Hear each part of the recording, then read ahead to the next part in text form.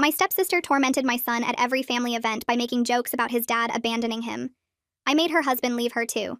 I had my son Jamie when I was 22, and his dad took off when Jamie was 2 years old. Just packed up one day and never came back. No child support, no visits, nothing. It was just me and Jamie for years, and we were doing great. He was a happy kid who loved dinosaurs and soccer and never really asked about his dad much. I'd told him age-appropriate stuff about how sometimes adults make choices that aren't about the kids, and he seemed okay with it. When Jamie was 8, my mom remarried this guy Leonard, who had a daughter named Brooke from his first marriage. Brooke was 30 and had this perfect suburban life with her husband Craig, and their 2 kids. She immediately started acting like she was better than me because she had a husband and a traditional family. The first Christmas after our parents married, Brooke kept making these little comments. She'd say things like how nice it was that all the kids had their dads there except Jamie. When we took a family photo, she said loudly that it was too bad Jamie's side would look empty. Jamie didn't catch on at first, but I saw him looking confused. I pulled Brooke aside and told her to stop.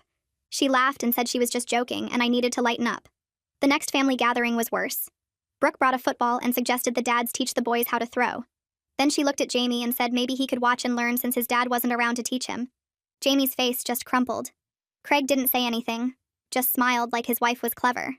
I took Jamie home early and he cried, asking why his dad didn't want to teach him things. I was furious, but Mom said Brooke didn't mean anything by it and I was being too sensitive. This kept happening. Every single family event, Brooke would make these jokes. When Jamie got an award at school, Brooke said it was sad his dad missed it. When Jamie learned to ride a bike, Brooke said usually dads taught that. When Jamie joined Little League, Brooke asked who would practice with him since he didn't have a dad. Jamie started not wanting to go to family things. He'd fake being sick or beg to stay home. One Sunday dinner, Brooke really went for it. Jamie had made the honor roll and was showing everyone his certificate. Brooke said wasn't it funny how kids without dads always tried harder for attention. Then she turned to her own son and said he was so lucky to have Craig so he didn't need to work so hard for love. Jamie ran to the bathroom crying. That's when I decided Brooke needed to learn a lesson. I started paying attention to Craig at family events. Nothing inappropriate, just friendly conversation. I'd ask about his job, laugh at his boring stories, compliment his watch. Brooke noticed immediately and started getting possessive. She'd interrupt our conversations and physically put herself between us. Then I found out something interesting. Craig's coworker Lucy went to my gym. She mentioned Craig had been complaining about Brooke being controlling and jealous. He'd been thinking about leaving but stayed for the kids. I invited Lucy for coffee and got more details. Craig was miserable but didn't know how to leave without looking like the bad guy. So I helped him out. I started texting Craig about innocent stuff. Asking for restaurant recommendations for a date I didn't have. Asking what cologne he wore so I could buy it for a fictional boyfriend. Always innocent but frequent. Brooke saw the texts and lost her mind. She accused Craig of emotionally cheating. Craig said they were just friendly texts, but Brooke wouldn't let it go. She went through his phone, his email, his social media. She started showing up at his job to check on him. She called Lucy to ask if Craig talked about me. Craig was getting more frustrated every day. Then came the final straw. At Jamie's birthday party, Brooke made another joke about his dad missing another milestone. But this time, Jamie was ready. He said at least his mom loved him enough for 2 parents, while Brooke was so awful her husband was probably leaving. He'd overheard me on the phone with Lucy. Brooke went pale and turned to Craig. Didn't say anything at all, just looked at him with her mouth open. Craig pushed her hand off his arm and told her they needed to talk at home. They left without saying goodbye to Jamie, and I watched them drive away with this sick feeling in my stomach that had nothing to do with triumph. The other parents started gathering their kids and making excuses about needing to get home, and within 20 minutes everyone was gone except me and Jamie, and a table full of uneaten birthday cake. I asked Craig if he was telling me this to make me feel less guilty. He laughed, but it sounded bitter and tired, not amused. He said no, he was telling me because I deserved to know that my plan worked, but not the way I thought it would. Brooke's marriage was ending because of who she was, not because I sent some texts about cologne and restaurant recommendations. The text just gave Brooke an excuse to show Craig what he'd been dealing with for years, but had gotten used to ignoring. He said Jamie's comment at the party was the final straw, because it made him realize his own kids were learning Brooke's cruel behavior. Gideon had started making mean jokes about other kids at the school, and Craig saw where that came from now. He couldn't stay in a marriage that was teaching his children to be bullies. I sat there not knowing what to say because I'd wanted Brooke to hurt, but I hadn't really thought about her kids or what this would do to them. Craig stood up and said he needed to go, that he had a lot to figure out with lawyers and custody schedules. He stopped at the door and turned back to tell me he didn't blame me for what happened, but after Craig left, I sat on my couch staring at the wall for, I don't know how long. I got what I wanted, but it felt empty and complicated instead of satisfying. Jamie came out of his room where he'd been playing video games and asked if Mr. Craig was getting divorced because of us. My heart dropped into my stomach and I had to figure out how to explain adult relationships to an 8-year-old who already had abandonment issues. I pulled him down next to me on the couch and told him that grown-ups make their own choices, and nobody can make someone leave a marriage except the people in it. Jamie looked at me with these serious eyes and asked if Mr. Craig left because of what he said at the party. I explained that Mr. Craig and Aunt Brooke had problems before the party, before my texts, before any of this started. Sometimes adults stay in unhappy situations until something makes them realize they need to change. But that something isn't the cause. It's just the thing that makes them see clearly. Jamie nodded, but I could tell he didn't fully believe me, that he was carrying some guilt about his comment at the party. The next family gathering was Thanksgiving, and Helen called to ask if I was coming. Her voice was careful and neutral, like she was trying not to take sides, but also trying to hold the family together with both hands. I could hear the stress in every word, even though she was trying to sound casual. I didn't know if I could sit at a table with Brooke right now, not after everything that happened. I asked if Brooke would be there, and Helen said yes, and that Leonard thinks we all need to talk things through like adults. I almost laughed because adults had made this whole mess by not talking things through earlier. Helen added that it would mean a lot to her if I came, that she wanted her grandson at Thanksgiving and she missed me. The guilt worked, and I told her we'd be there. I decided to go to Thanksgiving because avoiding it would just make things worse, and I didn't want Jamie to feel like we were the ones being excluded. We'd done nothing wrong except defend ourselves after years of cruelty. When we arrived at Helen and Leonard's house, the tension was immediate and thick enough to choke on. Brooke was there with her kids, but without Craig, sitting on the couch looking smaller and sadder than I'd ever seen her. She wouldn't look at me or Jamie when we walked in. Leonard tried to act like everything was normal, asking Jamie about school and showing him some new tool he bought for his workshop. It made everything more awkward because we could all feel the effort he was putting into pretending. Halfway through dinner, Brooke's son Gideon asked where his dad was. The table went completely silent and Brooke's face crumpled like paper. She said something about Daddy needing some space to think about things, her voice shaking. Then she looked directly at me and added that sometimes people pretend to be your friend, but they're really trying to hurt you. Jamie gripped my hand under the table so hard it hurt. I felt Helen's warning look from across the table telling me not to respond, not to make this worse. I bit my tongue and focused on my plate while Leonard tried to change the subject to football. After dinner, Leonard pulled me aside into his office and closed the door. He said he understood I was protecting Jamie, but I went about it the wrong way, and now the whole family was suffering. I felt my anger rising up hot in my chest. I told him the family was already suffering every time Brooke made Jamie cry, but nobody cared about that suffering because it was just one kid instead of a whole marriage. Where was his concern when Jamie was faking sick to avoid family events? Where was his protection when Brooke was teaching her own son to be cruel? Leonard opened his mouth and then closed it again. He didn't have a good response to that, and we stood there in uncomfortable silence until Helen knocked on the door to say dessert was ready. On the drive home, Jamie asked why Aunt Brooke looked so sad. I was surprised by his empathy after everything she'd done to him, after all the times she'd made him feel less than. I explained that her husband left, and that's really hard even when someone hasn't been kind to you. Losing someone you love hurts no matter what. Jamie thought about this while watching the streetlights pass by his window. Then he said he was glad his dad left before he was old enough to remember him, because watching someone leave seems worse. The comment broke my heart because no kid should have to be glad about that. Michelle finally called me back after I'd apologized 3 times via text. We met for coffee at the place near her apartment. She told me she wasn't judging my choices, but she was worried about where my anger took me and what it was teaching Jamie. I admitted I was worried too, that the victory didn't feel like I thought it would. It felt messy and sad and complicated. She asked what I wanted to happen when I started texting Craig, and I had to really think about my answer.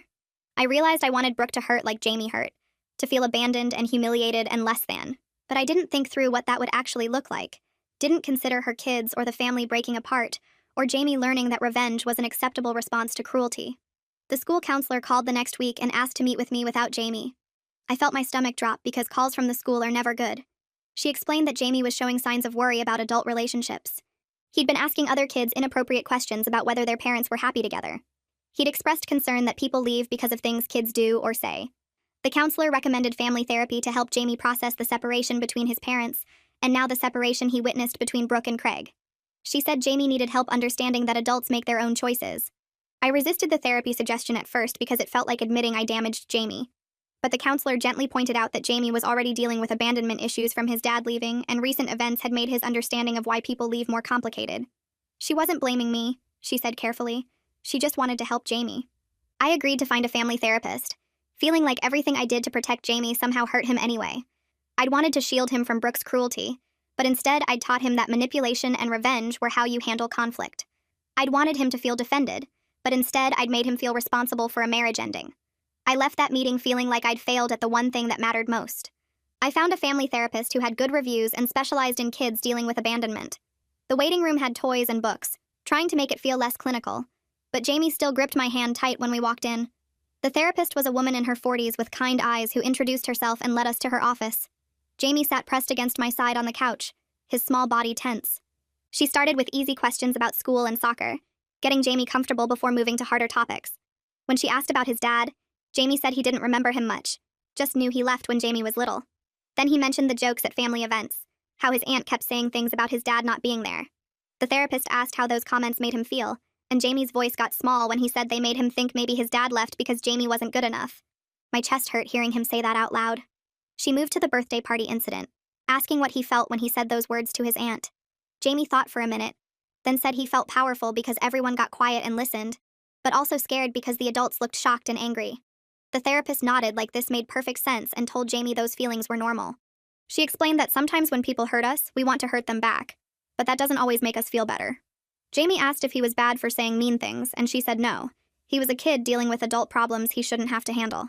The next week I went alone while Jamie stayed with a sitter. The therapist asked about my anger toward Brooke and what I hoped would happen when I started texting Craig.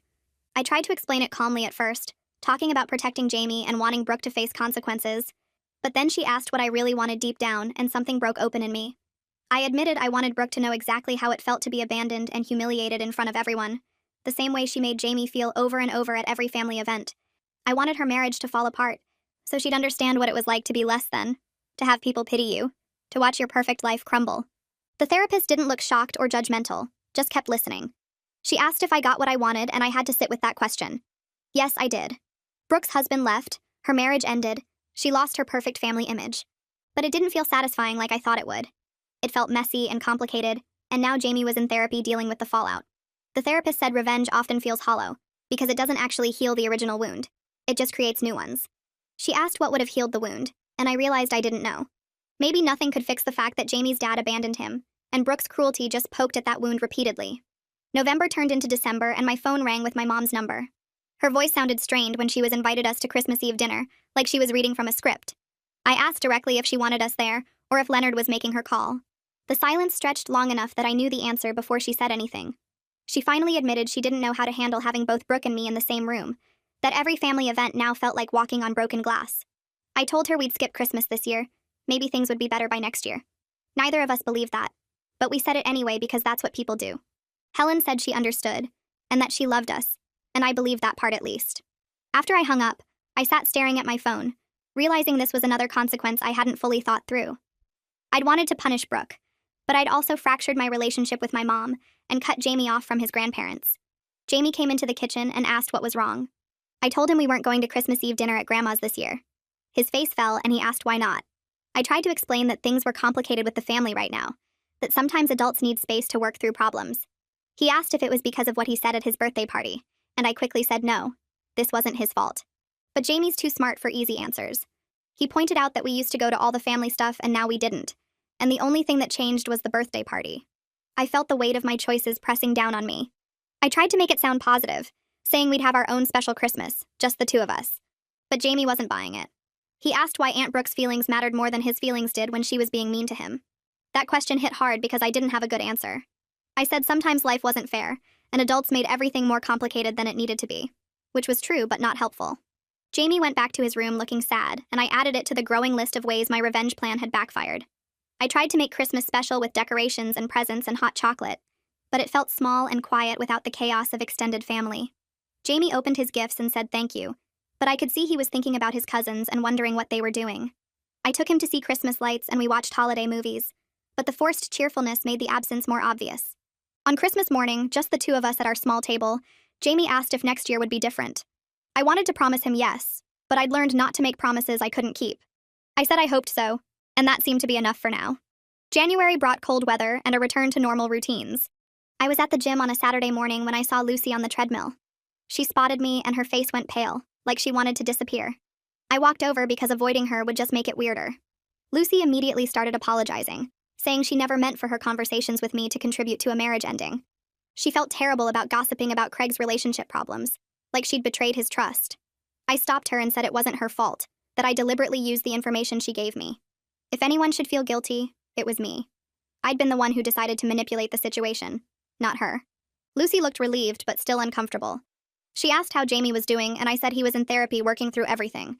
She nodded and said she hoped things got better for us. Before she left, Lucy mentioned that Craig was doing okay.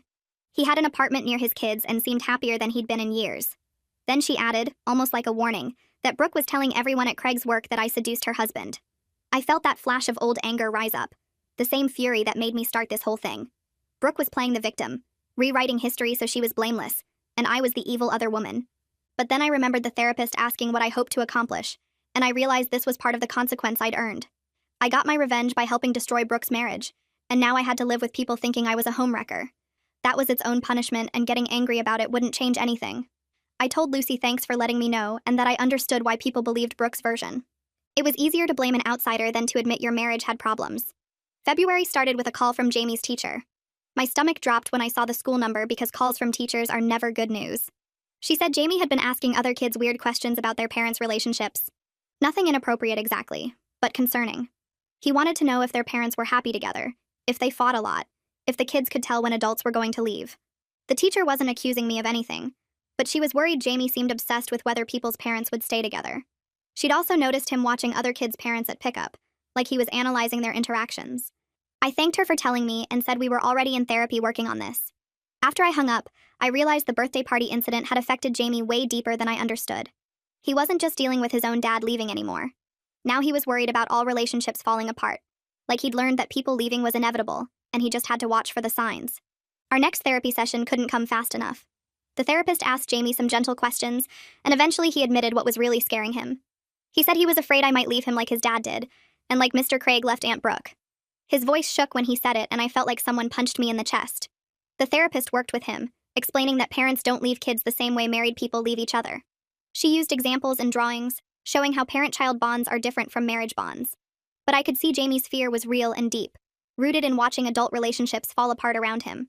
When the therapist asked me to promise Jamie I'd never leave, I pulled him close and said I would never, ever leave him, that he was stuck with me forever, whether he liked it or not. Jamie managed a small smile at that. The therapist spent the rest of the session working with us on building security despite the chaos in our extended family. She gave us exercises to do at home, ways to reinforce that our relationship was solid even when other relationships weren't. Jamie's 9th birthday came in mid-February, and I planned a small party with just his school friends at a local arcade. No family, no drama, just kids playing games and eating pizza. It felt safer that way, controlled. Helen sent a card with $50 and a note saying she missed us and loved Jamie. When I read it, tears started falling before I could stop them. I missed my mom too. Missed the easy relationship we had before everything got complicated. Jamie asked why I was crying, and I said sometimes people cry when they're sad and happy at the same time. I was sad we weren't close to Grandma right now, but happy she still loved us. Jamie seemed to accept this explanation. Later that night, after his friends went home and Jamie was in bed, I sat with the card and realized my revenge on Brooke had cost me my relationship with my mom. I didn't know how to fix that without pretending I was wrong to protect Jamie, and I wasn't willing to do that. The next day, I called Michelle and told her about the card and how much I missed my mom. She listened while I talked through all my feelings, then suggested I reach out to Helen directly and try to repair our relationship separate from the Brooke situation. She pointed out that my mom was caught in the middle, trying to keep both her new husband and her daughter happy, and that wasn't fair to her either. I decided Michelle was right and called my mom that evening. Helen answered on the second ring, and we had the longest, most difficult conversation we'd had in months. I told her I needed her to protect her grandson more than she needed Leonard's daughter to like her. She started crying and said she knew that she'd failed Jamie by not standing up to Brooke sooner. She admitted she enabled Brooke's behavior because she wanted Leonard's family to accept her, wanted this new marriage to work. She'd prioritized keeping peace over keeping Jamie safe, and she was sorry. Hearing my mom cry made me cry too, and we both sat there on the phone just crying together. Finally, Helen said she wanted to fix this, wanted to be part of Jamie's life again, even if that meant setting boundaries with Brooke. I said I wanted that too, and we agreed to start meeting for lunch once a week, just the two of us, to rebuild what we'd damaged. Our first lunch happened at a quiet diner halfway between her house and my apartment. Helen ordered a salad and picked at it while I drank coffee and waited for her to start talking. She asked about Jamie first, how he was doing in the school, if he still liked soccer. I told her he was doing okay, but still had some tough days. She nodded and her eyes got wet. Then she started talking about Brooke. She said Brooke was struggling with the separation, sleeping at her parents' house most nights because the empty house made her too sad. Craig had moved into a small apartment near his office and was seeing the kids on weekends. Helen's voice got quiet when she said Brooke told everyone I manipulated Craig, that I set out to destroy her marriage because I was jealous of her perfect family. I sat there listening and didn't defend myself because honestly, I did manipulate things. I sent those texts knowing Brooke would see them. I made Craig feel understood when his wife made him miserable. But I also didn't apologize because Brooke spent years making my kid cry and nobody stopped her. Helen seemed to understand without me saying much. She reached across the table and squeezed my hand. We agreed to meet again next week. The lunches became our thing. Every Thursday at noon, same diner, same booth in the back. Helen would update me on family stuff and I'd tell her about Jamie's life. She never pushed me to forgive Brooke, and I never asked her to take my side against her stepdaughter. We just slowly rebuilt what got broken. By late February, we were laughing again, sharing stories about Jamie when he was little, talking about work and normal life stuff. It felt good having my mom back, even if it was just for an hour each week. Then in March, my phone rang with Craig's number. I almost didn't answer because we hadn't talked since that conversation in my kitchen. He got straight to the point. Gideon had a soccer game on Saturday and asked if his dad thought Jamie might come watch. The boys used to play on the same team before everything fell apart. Craig said he was trying to keep things normal for his kids and he knew Jamie probably missed his cousins. I asked if Brooke knew he was calling me. He said no and that she'd probably be mad, but he was doing what was best for Gideon. I thought about it for maybe 10 seconds before saying yes. Jamie deserved to have his cousin in his life if they both wanted that. Plus, I was curious how Brooke would react to seeing us there. Saturday morning, I told Jamie we were going to Gideon's soccer game. His face lit up in a way I hadn't seen in months. He asked if Aunt Brooke would be there, and I said probably yes, so we needed to be polite, but we didn't have to talk to her if he didn't want to. He nodded seriously, like he understood.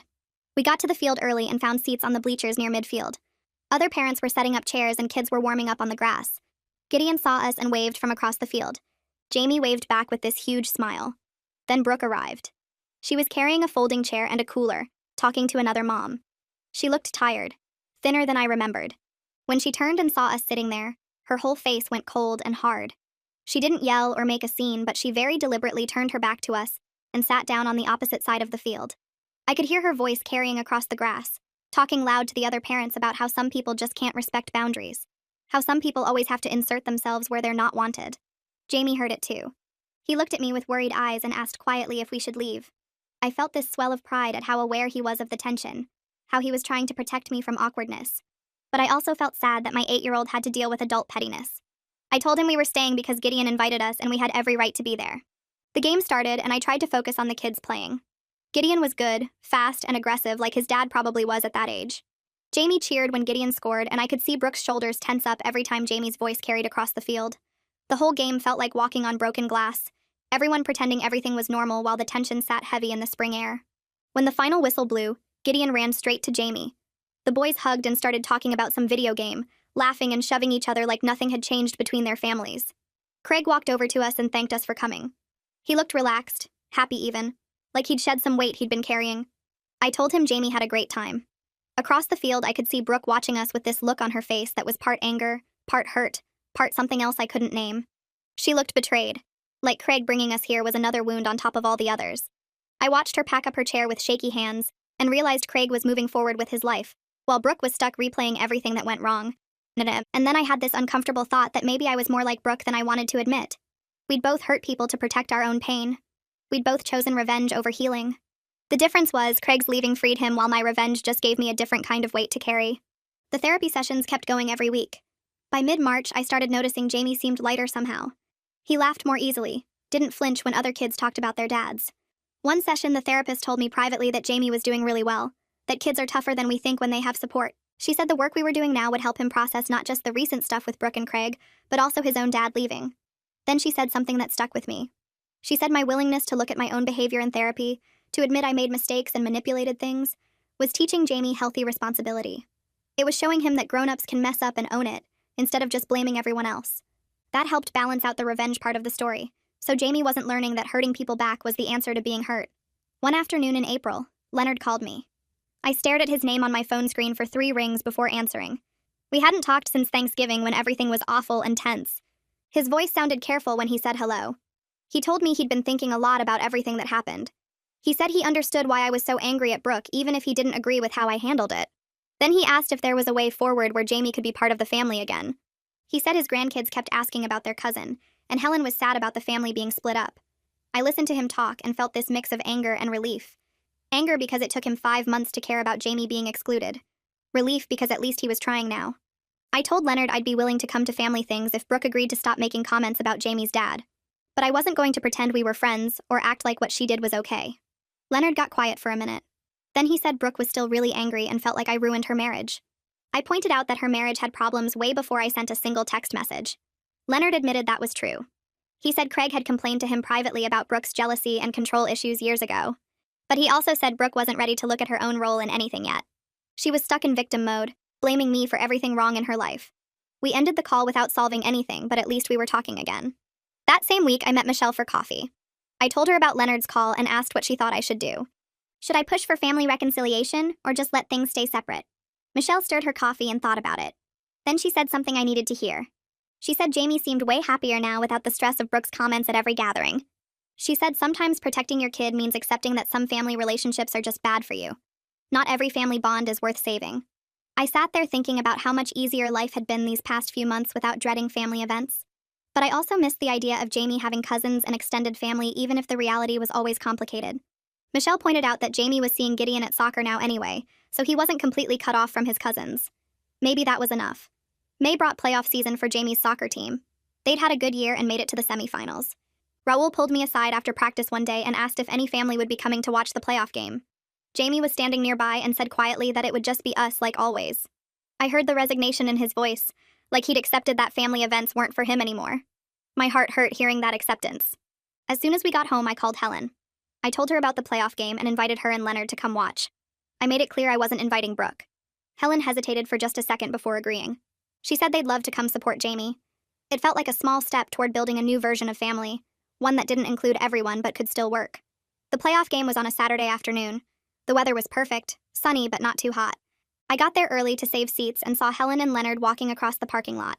Leonard was carrying this huge poster board sign with Jamie's number on it decorated with soccer balls and stars. When Jamie saw them in the stands, he broke into this huge grin. The game started and Helen and Leonard cheered louder than anyone else there. They jumped up when Jamie's team scored. They yelled encouragement when the other team had the ball. Leonard held up his sign every time Jamie touched the ball. I watched Jamie play better than I'd ever seen him play. He was confident, aggressive, totally focused. When his team won and advanced to the finals, Jamie ran straight to the stands. He climbed up and hugged his grandparents with pure happiness on his face. Helen was crying and Leonard was laughing and Jamie was just beaming. I stood there watching them and realized something important. Jamie could have family support without Brooke being involved. He could have grandparents who loved him and showed up for him. Maybe that was enough for now. Maybe a smaller family that actually cared was better than a bigger family that hurt him. The week after the playoff game, the therapist asked to meet with me alone. Jamie stayed in the waiting room playing on his tablet while I sat in her office. She settled into her chair and looked at me with that calm expression therapists always have. "Do you regret what you did?" she asked. I sat there for a long minute trying to figure out how to answer honestly. I regretted that Jamie overheard my phone calls with Lucy. I regretted that he got involved at all and said what he said at his birthday party. I regretted that the family split apart and holidays were now complicated. But I didn't regret making Brooke face consequences for her cruelty. I told the therapist all of that, trying to sort through the mess of feelings. She nodded and wrote something in her notes. Then she said something that made me feel less guilty. The consequences happened naturally from Brooke's own behavior and Craig's choices. My texts were just a catalyst for problems that already existed in their marriage. Craig was already unhappy. Brooke was already controlling and jealous. I just gave those issues a focal point. That didn't make what I did right, but it meant I didn't destroy a happy marriage. I just helped speed up the end of an unhappy one. School ended in early June and Jamie came home with his backpack full of papers and art projects. We sat at the kitchen table sorting through everything when he looked up at me. "Can we go to the beach this summer?" he asked. "Like we used to before Grandma married Leonard."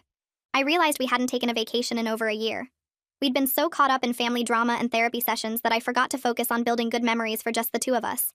I pulled out my laptop right there and started looking at beach rentals. I found a small cottage about 2 hours away that had availability for the last week of June. The pictures showed a blue house with white trim, close enough to walk to the beach. I booked it immediately and showed Jamie the photos. His face lit up in a way I hadn't seen in months. We spent the next 2 weeks planning what to pack and what we'd do at the beach. Jamie made a list that included building sandcastles, swimming, finding shells, and eating ice cream every day. I added sunscreen and books to my own mental list. The drive to the beach was easy with good weather and light traffic. Jamie talked the whole way about what kind of sandcastle he wanted to build and whether we might see dolphins. When we pulled up to the cottage, it looked even better than the photos. The owner had left a welcome basket with local cookies and information about nearby restaurants. We unpacked quickly and headed straight to the beach. The sand was warm under our feet and the ocean stretched out forever. Jamie ran toward the water and I followed, both of us laughing as the waves crashed over our ankles. We spent the afternoon building an elaborate castle with towers and a moat. Other families walked by and complimented our work. Nobody knew us or our complicated family situation. We were just a mom and her kid having fun at the beach. That night, we ate fish tacos at a casual restaurant with outdoor seating. Jamie got sunburned despite all my sunscreen efforts, and his nose was bright red. After dinner, we walked along the boardwalk and got ice cream. Jamie picked mint chocolate chip and I got strawberry. We sat on a bench watching the sunset turn the sky orange and pink. "This is the best day ever," Jamie said with ice cream on his chin. I agreed and felt some of the tension I'd been carrying for months start to ease. The next morning, we went back to the beach early before it got too crowded. Jamie wanted to look for shells, so we walked along the waterline with a plastic bucket. He found sand dollars and spiral shells and pieces of sea glass. I found myself actually relaxing for the first time in forever. No family events to dread. No worried looks from Helen. No therapy appointments. Just me and Jamie and the ocean. We built another sandcastle, and this time Jamie insisted on making it a whole kingdom with multiple buildings. We worked on it for hours, adding details and fortifications. When the tide started coming in, we sat back and watched the water slowly destroy our creation. Jamie didn't seem sad about it. He said we could build another one tomorrow. That afternoon, back at the cottage, Jamie got quiet while we were making sandwiches for lunch. I could tell something was on his mind. Finally, he looked at me and asked if we could talk about Aunt Brooke. My stomach tightened, but I said yes. Jamie sat at the kitchen table and started telling me how he felt when Brooke made those jokes about his dad. He said he used to think maybe his dad left because Jamie wasn't good enough. Maybe if he'd been better at sports or smarter or funnier, his dad would have stayed. And Brooke's comments made that feeling worse. Every time she mentioned his dad being gone, it felt like proof that something was wrong with him. I put down the sandwich I was making and sat next to him. I told him his father leaving had nothing to do with him. His dad left because he couldn't handle being a parent. That was about his dad's problems, not about Jamie. And Brooke's cruelty came from her own insecurity. She felt bad about herself, so she tried to make other people feel worse. Jamie nodded, but I could see tears in his eyes. I hugged him, and we sat there for a while not saying anything. Later that day, we went swimming, and Jamie seemed lighter after our talk. We played in the waves, and he dunked me underwater when I wasn't expecting it. I chased him through the shallow water, and we both ended up laughing and exhausted. That night, we watched a movie on the small TV in the cottage and ate popcorn. Jamie fell asleep halfway through, and I had to carry him to bed. Looking at his peaceful face, I felt grateful we'd taken this trip. He needed this break from everything as much as I did. The next morning, Jamie woke me up early because he wanted to watch the sunrise from the beach. We walked down in our pajamas with blankets wrapped around us. The beach was empty and quiet. We sat in the sand and watched the sky change colors. Jamie leaned against me and asked if I was glad Mr. Craig left Aunt Brooke. I struggled with how to answer that honestly without teaching him that revenge was good. I thought about it for a minute while the sun came up over the water. Finally, I said I was glad Brooke understood how it felt to be abandoned and humiliated. She needed to know how much her words hurt. But I wished it hadn't happened in a way that hurt her kids or made our family fall apart. Jamie was quiet for a bit. Then he said he was glad he didn't have to hear jokes about his dad anymore. But he also said he missed seeing Gideon. I told him maybe they could still be friends even though things were complicated with the adults. Jamie nodded and said he hoped so. We got back from the beach on a Sunday afternoon. The apartment felt stuffy after a week away, so I opened all the windows while Jamie unpacked his bag. Monday morning, I went to get the mail and found a thick envelope with Brooke's return address. My first thought was to throw it away without opening it. But curiosity won, and I took it inside. I sat at the kitchen table and opened the envelope. Inside were 3 pages covered in Brooke's handwriting. I started reading and felt my anger building with every sentence. She wrote about how I destroyed her family, how I manipulated her husband with my texts and my friendly conversations, how I was a terrible example for Jamie, how I turned her own son against her at the birthday party. Page after page of blame and victimhood. Not once did she mention the years of cruel jokes about Jamie's dad. Not once did she take any responsibility for making an 8-year-old cry at family gatherings. It was all about what I did to her. How I ruined her perfect life. How her kids were suffering because of me. I read all 3 pages twice, feeling my face get hot with anger. I pulled out a notebook and started writing my own letter back. I wrote about every single comment she'd made about Jamie's dad. Every joke, every subtle dig, every time she made him feel less than her own kids. I wrote about asking her to stop and being told I was too sensitive. I wrote about Jamie faking sick to avoid family events because of her cruelty. I wrote about finding him crying after she said kids without dads try harder for attention. I filled 4 pages with everything I'd wanted to say to her for 2 years. When I finished writing, I felt exhausted but also clearer. I read through what I'd written and realized sending it wouldn't accomplish anything. Brooke wasn't ready to hear it. She was stuck in her victim story where I was the villain who destroyed her marriage.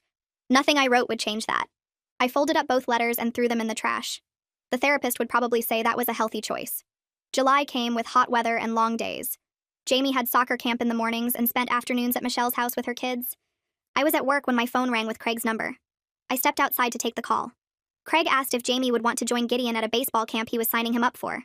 He explained he had the kids for 2 weeks and wanted to give them activities. Gideon had specifically asked if Jamie could come. I felt touched that the boys still wanted to be friends despite everything. The camp was a week long, from 9 to 3 each day. Craig said he'd handle drop-off and pick-up for both boys if I agreed. I told him I'd ask Jamie and call him back.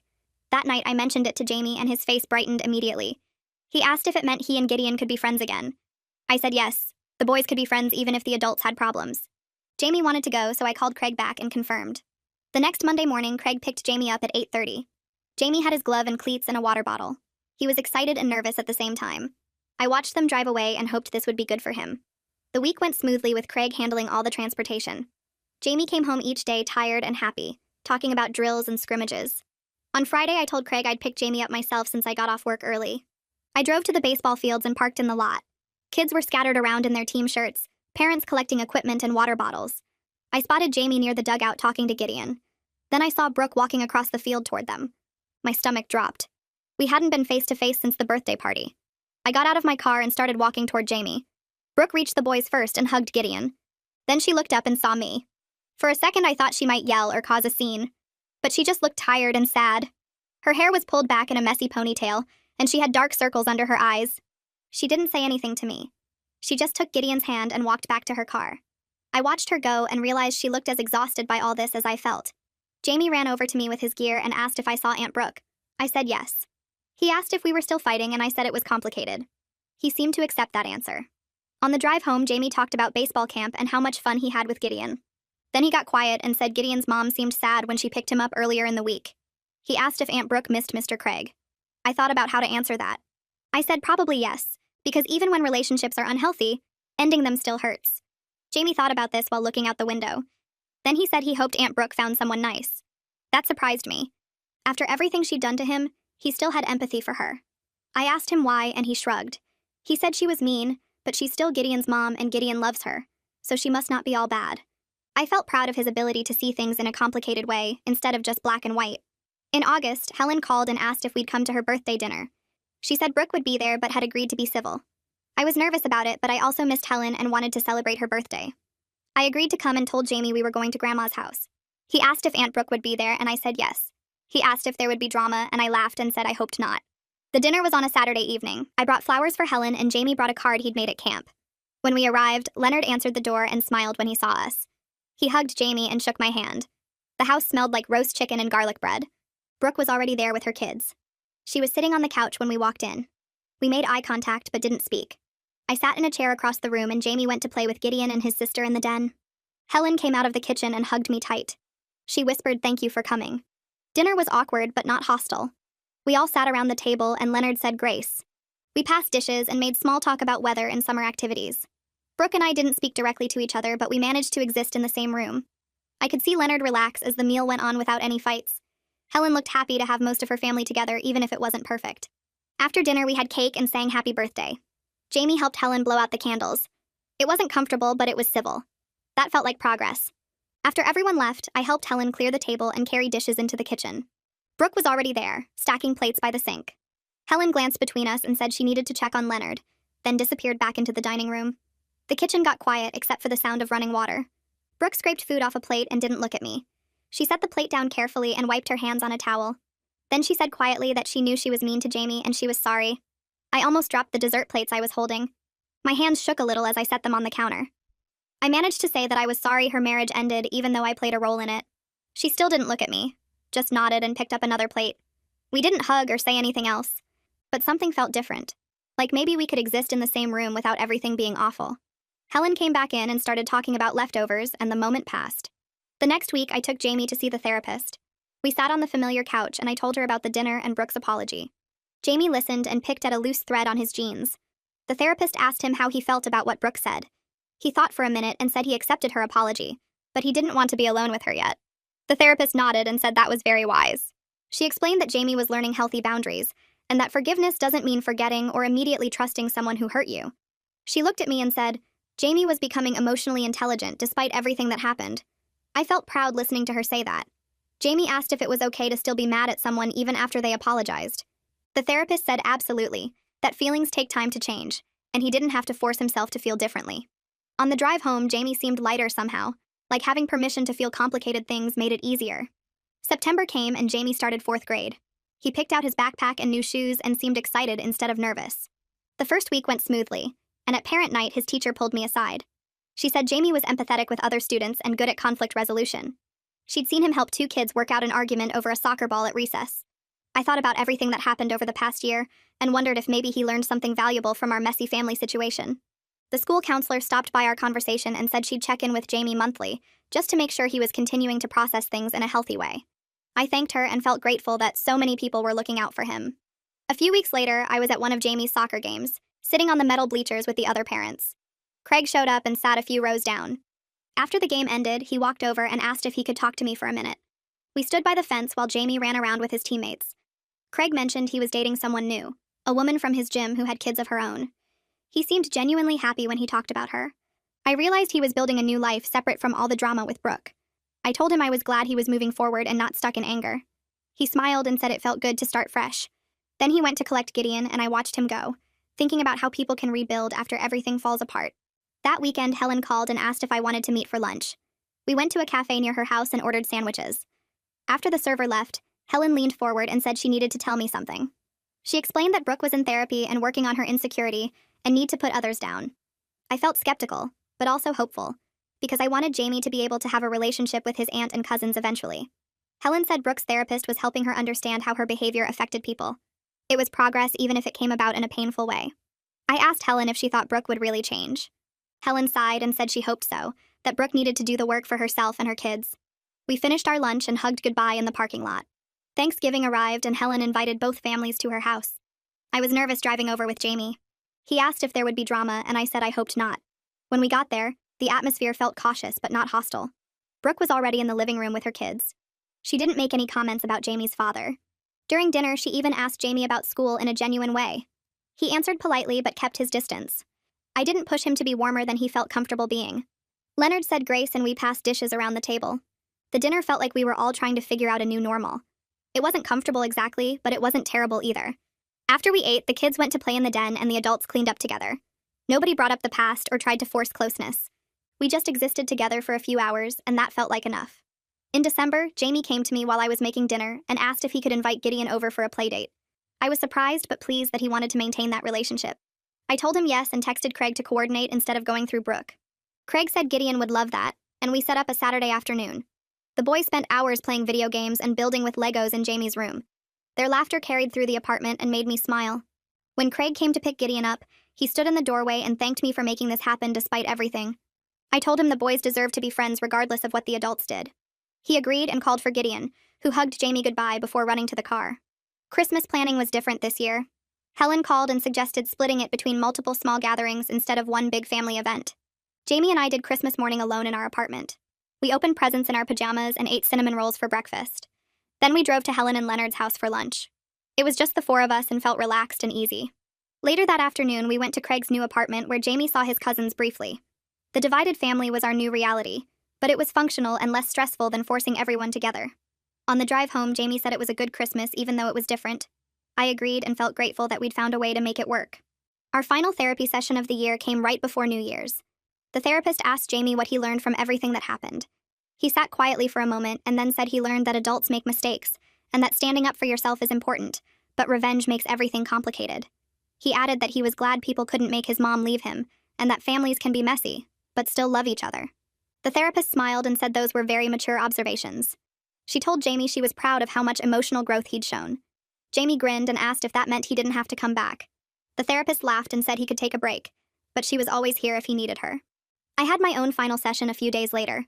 The therapist asked if I would do anything differently.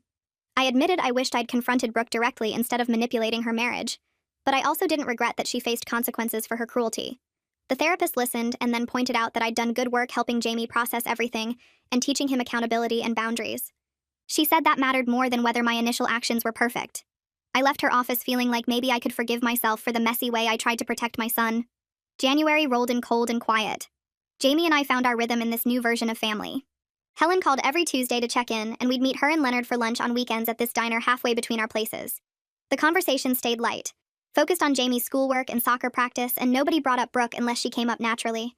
We kept things polite with Brooke at the few family gatherings we attended, nodding hello and keeping our distance across the room. Jamie had Gideon over twice that month to play video games in our living room while I made them pizza rolls and listened to their laughter echo down the hallway. It wasn't the big, happy blended family I'd pictured when Mom married Leonard, but it worked better than forcing everyone together and pretending the past year hadn't happened. Michelle met me for coffee on a Saturday morning and told me she was proud of how I'd handled everything after the initial mess. She still thought I'd gone too far with the whole Craig situation, but she admitted Jamie seemed happier and more confident than he'd been in months. She pointed out that protecting your kid sometimes means making choices that aren't perfect or pretty, and that Jamie thriving was what mattered most in the end. I appreciated her honesty because she never sugarcoated things or told me what I wanted to hear. A birthday card arrived in our mailbox in early February with Jamie's name written in Brooke's careful handwriting. I watched him open it at the kitchen table, his face cautious as he pulled out the card and read the message inside. Brooke had written that she was sorry for making him feel bad about his father, that she'd been dealing with her own problems and took them out on him in ways that weren't fair or kind. Jamie read it twice and then looked up at me and said he forgave her, but he wasn't ready to spend a lot of time with her yet. I told him that was completely okay, and he could take as long as he needed to feel comfortable. Looking back now, I know I made choices that were complicated and messy and had consequences I didn't see coming. But Jamie is happy and confident, and learning how to handle conflict in healthy ways that don't involve revenge or manipulation. Our family is smaller and more broken apart than it was before, but the people in Jamie's life now treat him with respect and kindness. I protected my son the best way I knew how, and even though the path was rough and full of mistakes, we ended up somewhere better than where we started.